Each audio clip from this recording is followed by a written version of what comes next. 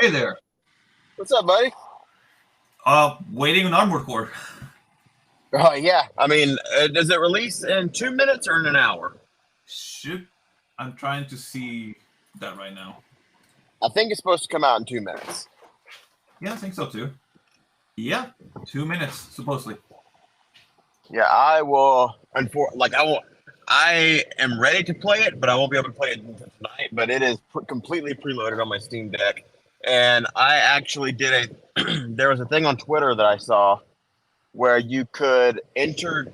Have you ever ordered anything off of Games Planet? I have not. Well, it's basically they're having a giveaway, and they were had the game on sale for $51, and they said as long as you are registered for the giveaway, if you happen to win, they will refund you if you already purchased the game. So it's like, well, I mean, there's no way to lose here, so I went ahead and bought it. Not bad. Yeah, so I even had some store credit on there, so I didn't even have to pay that much for it. I think total I had to pay like $15 today. Wow, definitely win-win. Oh yeah. Uh, but yeah, I mean, we got an Armored Core coming out soon. What else have you been playing? I've been playing a lot of Remnant, being very pissed off. I'm playing some more. Yeah, that's fair. I tried that game and very quickly figured out that it was not for me. I mean, my main issue is that the bosses, there's just always so many like little trash mooks everywhere, and I fucking hate them. Yeah, there, oh shoot, I'm blanking. Okay, there were a lot of boss fights in Baldur's Gate where there is a like for example the final boss in Act 2. I'm not going to spoil it for anybody who wants to play the game, but there is a boss that you have to do something in the fight before you can get to the point where you can actually do damage to him.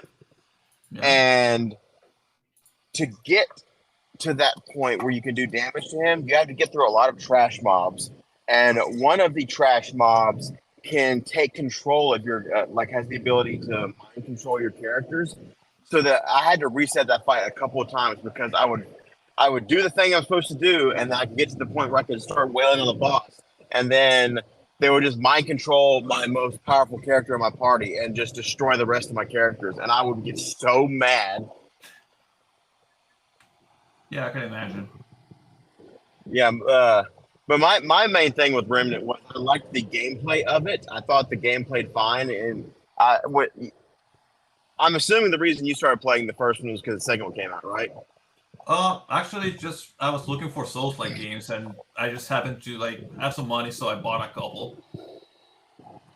Yeah, I actually when I saw you start to play it, I was like, I think I've got this game, and I looked and I was like, I do have this game, and like I just remember trying it, and the lack again we've talked about this before, a lack of a pause button will throw me off every time, and Yeah. I'm pretty sure what really because honestly the difficulty wasn't a huge factor for me I mean, you can in choose a Remnant. difficulty, which I will admit, it's I guess it's nice.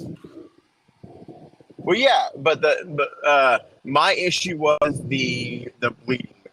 Anytime that there is a bleeding mechanic in a video game, I'm gonna check out a little bit. But in this one, like the bleeding mechanic was, hey, you're bleeding, uh, and normally the bleeding mechanic will like take a little bit of health off of you, but like when I was bleeding, the health was just sapping out of my body, and I was like, I don't like this at all. Yeah, like playing through, seeing like all the status effects now, they should have started with a fire boss. Mostly because fire, you can just as you're rolling, you like get rid of the Stop, drop, and roll. stats. Yeah, exactly. Which I feel like it's sapping your health relatively fast. But the same thing, it's kind of intuitive that you're like, oh, I'm rolling, I'm losing that fire, and I'm soon gonna be okay. With Yeah, to bleeding, you have to use an item or just let it go all the way, which really feels like counterintuitive when you're like in the middle of the fight and you still don't know how the game works completely. yeah. Uh, So, real quick before we get into the review of the episode, we've got something else to talk about, which is we both played the Alone in the Dark prologue demo, which we've talked about Alone in the Dark before, as one of those series that we just. What Yeah. were your thoughts about the demo? Well, it lacks any gameplay whatsoever to the point where I would say like, oh, this is how the game's gonna be like, which is which I kind of dislike, but visually, I kind of love like the whole Louisiana swamp. I love like the everybody's southern. Yeah, and not just Southern, by the way. It is old school Southern. Well, I do declare. Oh, I do declare, uh, Mister Do so, say. so my question for you before I talk about my thoughts on it, before we get too far into it, I played on the Steam Deck. You played on an actual gaming PC. What was Yeah. the graphics like for you? Oh, I put them basically at maximum, no issues. There's I a mean, there's so a visually, visually it's really pretty. What I did notice there's a slight delay between the graphics, I mean the textures loading and the game like starting up though. yeah. Okay, so That's kind of noticeable at times. I had that as well, uh, and what I agree with you about the lack of gameplay. Almost to the point where I kind of wish that they hadn't put this out at all because like it's literally 10 minutes long because uh, you're just kind of walking through this house and nothing really happens. Like you get like a few things here and there that kind of happen, but nothing really happens in this demo. Yeah, I Uh, tried looking around. Like I played it again today, just to look around, see if like maybe I missed like an Easter egg or something. But that's just as we said, there was nothing. and maybe there is something in there. But I mean, we didn't. And like I almost got a because at the end of the demo, you get David Arbor's character to come out, and then I don't remember the actress, but it was her name was Emily, Yeah, which is my wife's name. Uh, easy to remember. I started to think, yeah, for like a split second, I was like, oh, maybe we'll get to play as these characters for a little bit and get like a real taste of the game, and we just don't. Oh, Uh, I never had that hope. I when they started, I was like, okay, this is just like. But I understood that as this is just basically they basically tried to do. Remember the RE7 prologue. yes, Oh I yeah, the remember that. prologue. I played it multiple times. Yeah, I'm thinking they wanted to do something like that It to the just point wasn't where as good. I think like if they could have added like a little bit more puzzle elements. Like I understand, like you're a little girl, you're looking around this mansion. I mean, there's a lot of shit you could do with it. It's a big Yeah, house. I mean, even with the RE7 thing, you correct me if I'm wrong, but I'm pretty sure there were no weapons in the Oh no, demo. no weapons whatsoever. Like Uh, it's all there walking were, around, trying not to like be scared shitless. yeah, I mean, you're in a space that was a lot smaller than this mansion.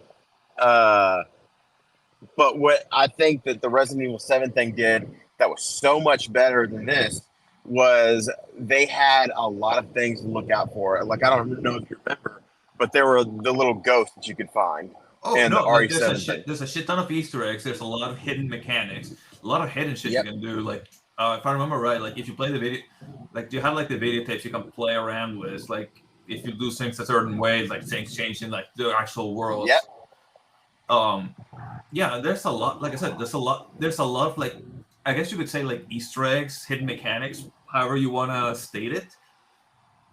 Yeah, I That's mean, not just that, but it was also actually scary. Well, I mean, scary is relative, but I mean, it actually had it horror was elements tense. to it. It Yes. was tense because Uh, no, not I'm gonna lie to you. As soon as I saw like the whole. As soon as she like looked at the beast, I was like, ah, get off me. Yeah, When you walk down the stairs, I was like, okay, yeah, they have like no terror. I'm sorry, but I'm gonna think a little girl is gonna be like, oh, my house just turned into a swamp, and what could basically be amounted to a gator just try to bite my legs off. Yeah, yeah, what an inconvenience. and like I know it's like a big stereotype that we're people in Louisiana are just like, oh, gators, no big deal. But let me tell you something. If an alligator jumped out at me, I'd be like, that's not supposed to be there. And just because we all keep one as a pet, it doesn't mean we're not worried about them. Yeah, just because Francis follows me to work someday does not mean that I wouldn't be scared of one just like popped out of my house. This is a true story. When I was a kid, we lived in a house that one day, like it just wasn't, well maintained. It wasn't well maintained when we got it. So like it kind of just got worse and worse as time went on. But Yeah. one day, I was, running around the house being a stupid kid, and I fell through the floor. Holy shit! And yeah, and it was on the ground level. So I mean, it was just dirt underneath that hole. So very fun. One day I was home alone, and I was just walking through the house, and I went into my room. I sat down, I put up my laptop, and I was just surfing the internet. And I looked up, and I saw a cat walk by. I was like, huh. And then I remembered we don't have a cat.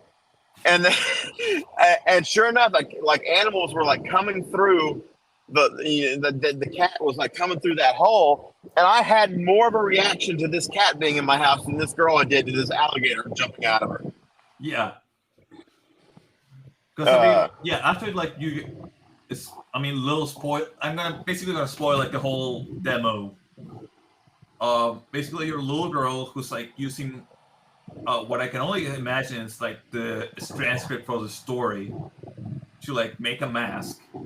Yeah. You go to what I'm assuming is like, I don't know if it's your brother, cousin, something, who's like, oh yeah, I want to send this letter, but they're on to me. Yeah, and the little girl's like, the voices. Yeah, but the little girl's like, you know what? I'll just send this letter on my name. Don't worry about it. It'll be fine. And after that point, I'm like, you know what? This is a kid that's used to dealing with like a really weird out cousin or something. Just a real weird family member. You know what? Up to that point, I'm fine. When she goes to like the main hall, the statues look a little weird. She's like, oh man, they're weird. And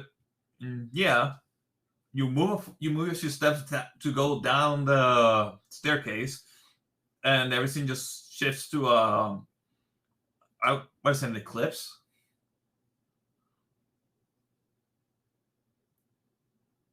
Hello?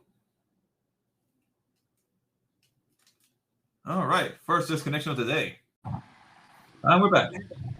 I'm gonna have to really figure out why, because like do not disturb mode just does not work anymore. Like I might as well just not even turn it on.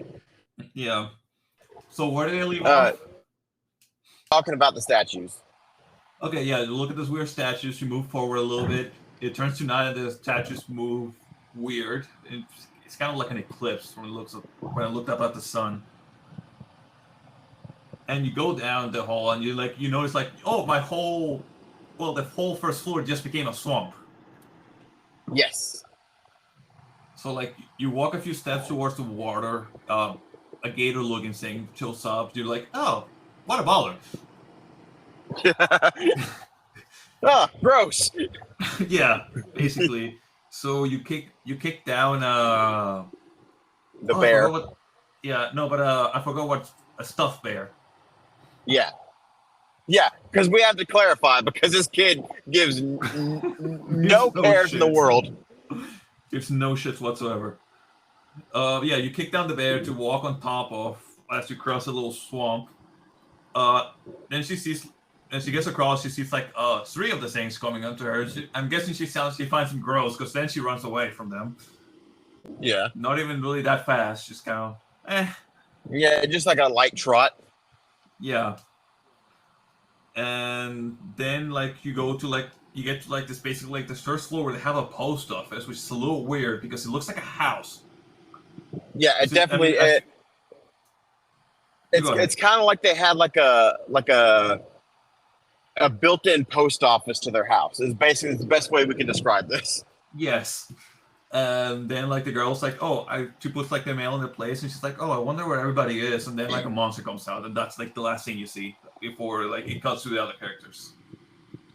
Yeah, and something that I want to point out here: the game ran really well on the Steam Deck, which is my main gaming platform. But boy, Yeah. does the graphics not look good. And you don't really notice it until you see David Arbor's character get out of the car, and then you're like, "Ooh, that's bad." Oh, really? Because Oh my god, it was so bad. I'm playing max settings, and like they're and that for me it's look more like a cutscene than a pre-rendered. So Yeah, to me, it just kind of looked fine. It looked fine, but it oh did. It man, did not look. It did not look like. Again, Emily's character model was fine, but David Arbor's character did not look fine. oof. It looked pretty bad. It looked like how when PS2 licensed games, so the models look like the actors from the movies that look like that. Oh wow. Uh, yeah. So I mean, all in all, I was really excited to play this, and as soon as it was over, I was like, I get why this didn't get any traction at all, because it was so short and gave no indication of how the game was going to be. Yeah, like I said, There was I played it no again. horror. It took me 10 minutes just to walk through everything, and I was just I kind of looked around, see if like I could find like, oh, maybe like I don't know, as painting that I don't know, moves, changes, something. Nothing.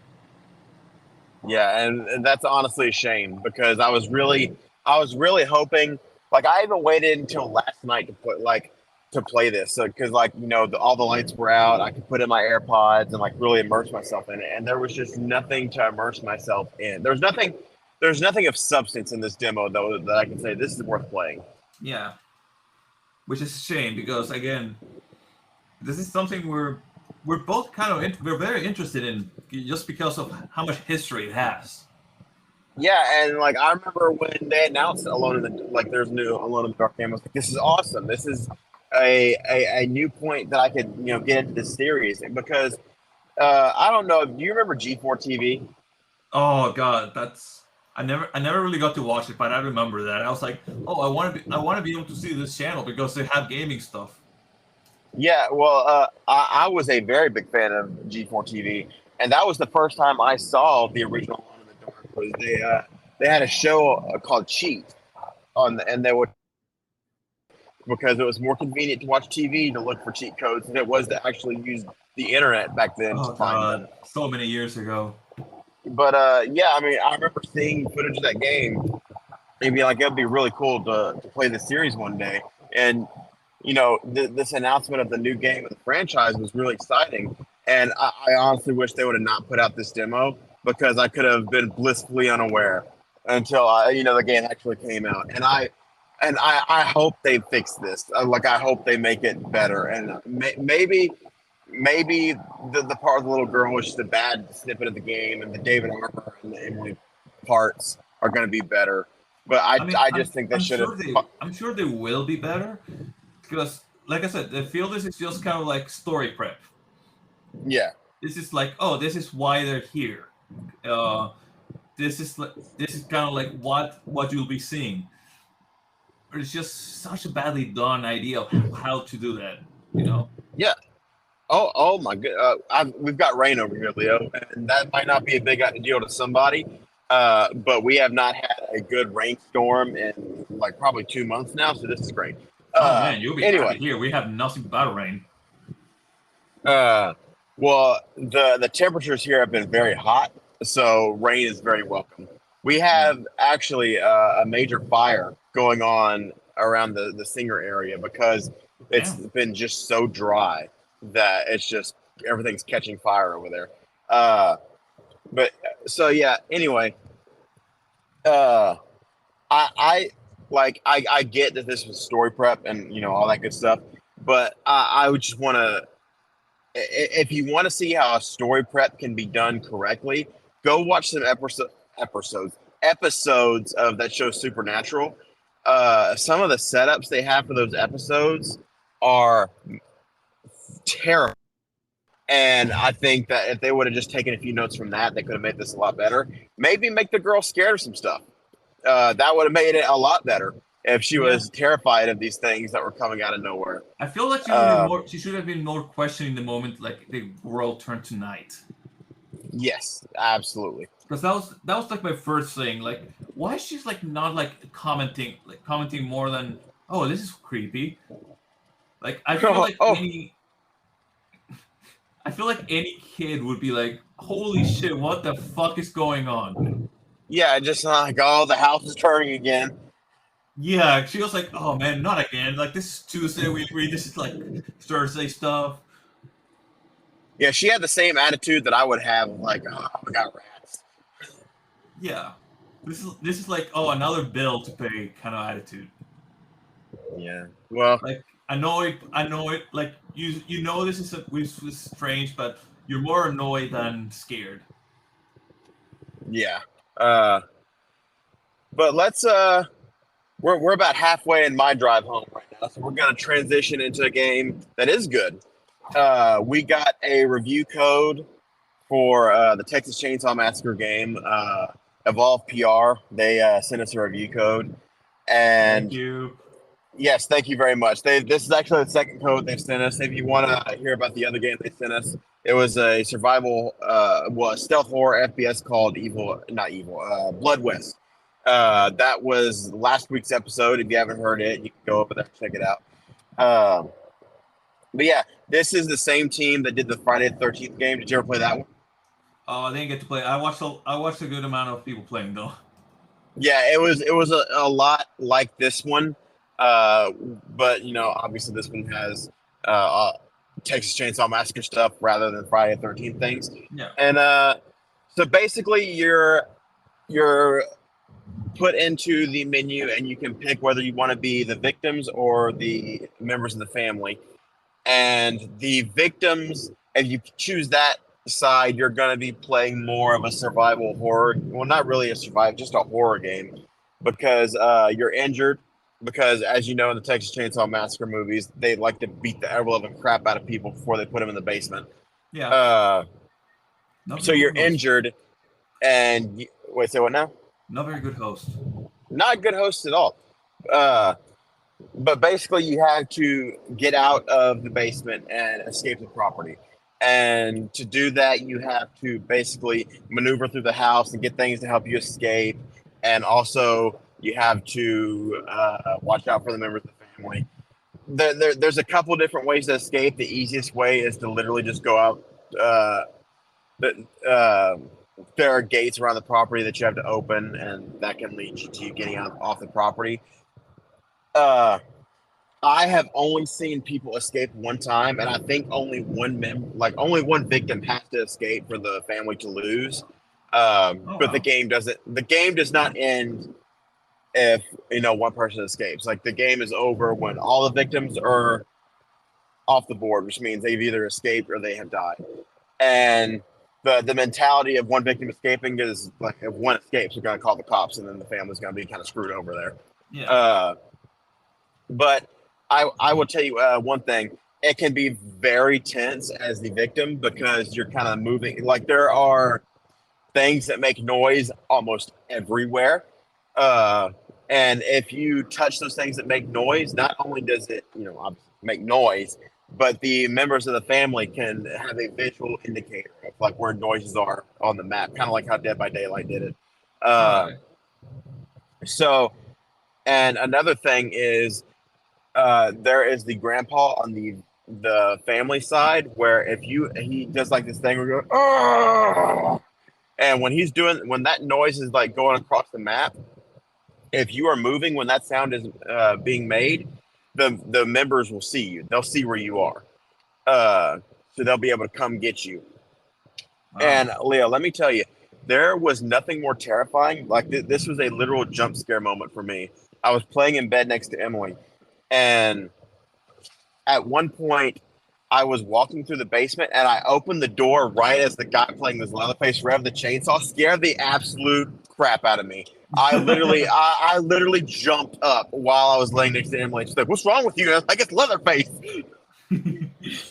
But I honestly, I didn't have that much fun playing as the victims because, you know, I feel like the game is more suited to the family. Uh, really, the only what's the word I'm looking for? The only advantage that you have over the family is that you can use like little crawl spaces and stuff like that to like put space in between you and the killers. Yeah. But there is one member of the family that if you choose to play as him, he is weak, but he can get into those crawl spaces too. So you kind of have to watch out for uh, if they have one of if somebody's playing as that character. Yeah. Uh, all of the victims pretty much play the same. So there's, I mean, really, it's just a cosmetic choice of who you want to play as.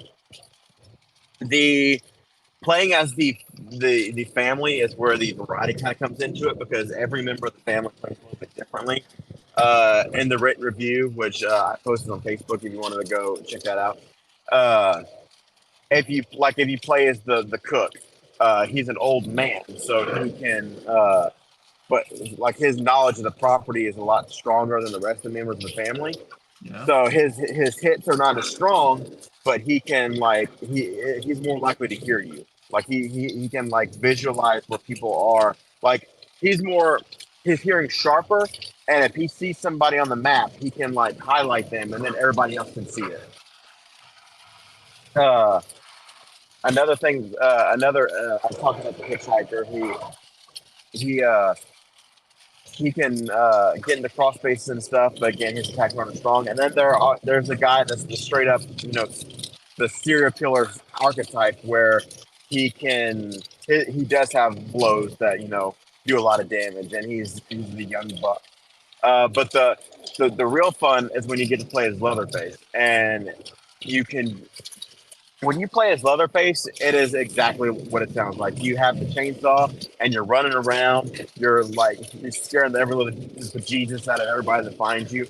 And what you can do is you can choose when to turn your chainsaw on and off. Because if you have it on, obviously everybody knows where you are if you have that chainsaw Yeah. on. So you choose when to turn it on. It's like a little quick time event to turn it on. And if you're good enough, you can like the guy that scared me. You can start it up pretty quick on a moment's notice if you're quick on your toes. Uh, and there's also a what's the word I'm looking for? There is a way to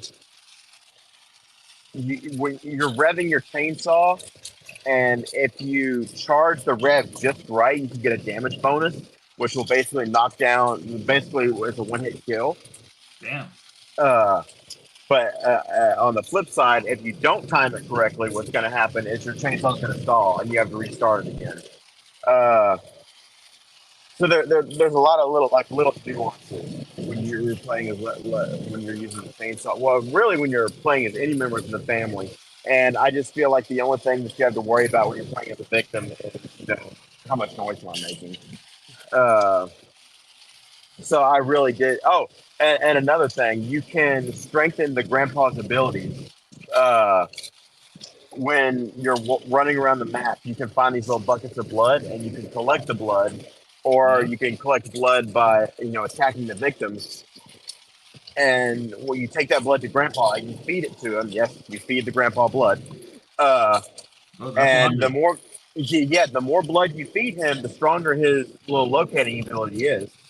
And what else am I missing here? Oh, the longer that you are a victim, the longer it takes you to escape, the more your injuries that you sustain from being tortured start to get. I mean, they start to get worse. So you start to bleed more, which means you start to leave a blood trail. So the Ooh. longer that you're in there, the easier it is for the family members to find you. That being said, the first time I played as Leatherface, I could not find the last guy. He got away. I don't know how he did it, but it's the only time I've ever seen somebody on the victim side win.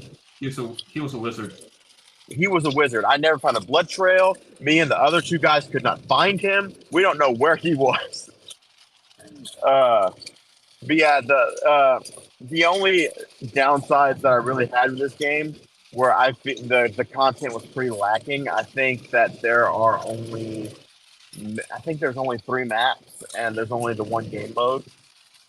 Uh, The costumes aren't really up to snuff. I was really expecting something better because in the Friday the 13th game they had you know they had almost every single version of Jason from all the movies, and they just don't have that in this one. I think there are only two unlockable costumes you can get for Leatherface, and there are unlockable costumes for the other characters, but they're just not good.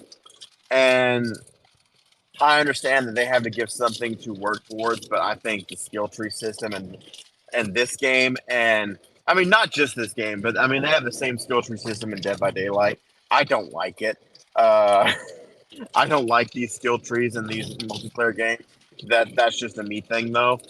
And Sure. lastly, this is something that they did, for the betterment of their game and to keep their players safe from, hackers. But it is not Steam Deck compatible. So if you're looking at this game wanting to play it on Steam Deck, you cannot at this moment.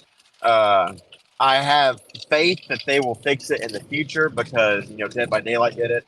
Uh, but yeah, that's just something to keep in mind. But if you have Game Pass, this game is on Game Pass, so you can try it for free if you want to.